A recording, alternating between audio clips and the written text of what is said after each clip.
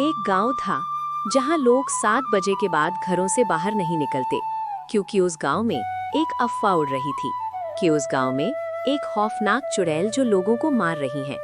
जबकि बात कुछ और ही थी।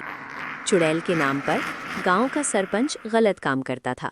वह लोगों को विदेशों में बेच देता था और जो भी उसके रास्ते में आता वह उसे भी मार देता और चुड़ैल की कहानी सुना देता। गांव के लोग भोले भाले थे। वे लोग उस सरपंच की बात मान लेते थे। एक दिन उस गांव में एक ऑफिसर आया। तब गांव के लोगों ने उसे पूरी बात बता दी। गांव में एक ईमानदार आदमी रामू रहता था। वह भी बहुत डरा हुआ था।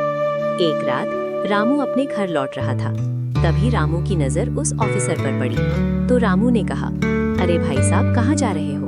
ऑफिसर ने कहा, मैं इस गांव के जंगल की चुड़ैल वाली बात को झूठा साबित करूंगा कि यहाँ कोई चुड़ैल नहीं है। इस गांव में कुछ गलत हो रहा है। रामू ने ऑफिसर को समझाया और ऑफिसर गांव वापस चला गया। एक दिन जंगल में बहुत जोर जोर किसी की रोने की आवाज आ रही थी। ऑफिसर तुरंत जंगल भागा।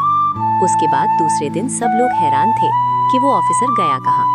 2 से 3 महीने बीत गए पर ऑफिसर का कोई अता पता नहीं लगा। तो गांव के सरपंच ने कहा, लगता है उसको भी चुड़ैल ने मार दिया, और मन ही मन वहां बहुत खुश हो रहा था।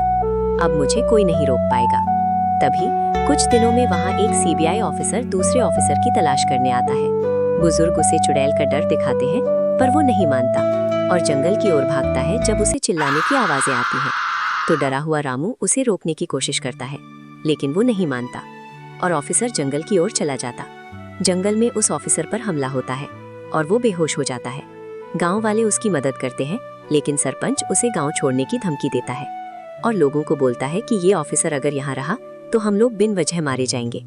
पर ऑफिसर सरपंच और गांव के लोगों की बात नहीं सुनता। ऑफिसर टीम बुलाने का फैसला करता है और तभी पता चलता है कि पहला ऑफिसर भी जंगल में फंसा हुआ है और भागने की कोशिश कर रहा है। असली कहानी ये है कि गांव में चुड़ैल नहीं बल्कि चोरी का धंधा चलता है। सरपंच और कुछ लोग चुड़ैल के नाम पर छुपाते हैं। दोनों ऑफिसर मिल पाएंगे या नहीं, ये पार्ट 2 में देखेंगे। आगे देखने के लिए लाइक और चैनल को सब्सक्राइब जरूर करें और हमें कमेंट में बताएं अपने विचार। धन्यवाद।